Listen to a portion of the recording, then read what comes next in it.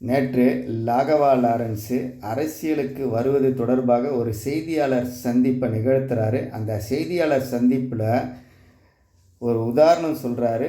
புதுசாக ஒருத்தர் ஒரு இடத்துக்கு போயிருக்காங்க அப்படின்னா, அந்த குடியிருக்கிற இடத்துல பல தெருநாய்க்கள், அங்கே இருக்கிற நாய்க்கள் வரும். அந்த நாய்க்களுக்கு என்ன பிடிக்கும் அப்படின்றத தெரிஞ்சு அந்த நாய்க்கு நாம் செய்வதற்கு கொஞ்சம் கால அவகாசம் எடுக்கும்.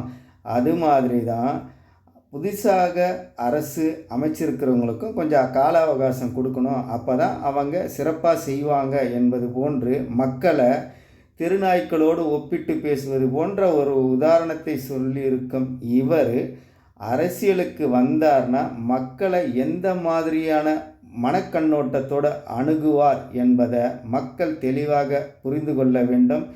இது போன்ற நபர்களை மீண்டும் மீண்டும் மக்கள் பிரதிநிதியாக உருவாக்குவதற்கு வாய்ப்பு தருவார்களா என்பதையும் மக்கள் சிந்தித்து அதற்கு தகுந்தாற்போல் செயல்பட வேண்டும்.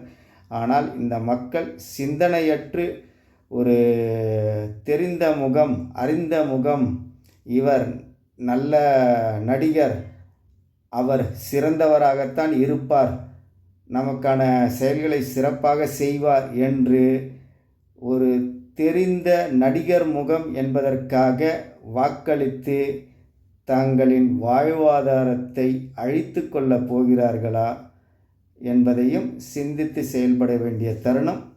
மக்களே, சிந்தியுங்கள்.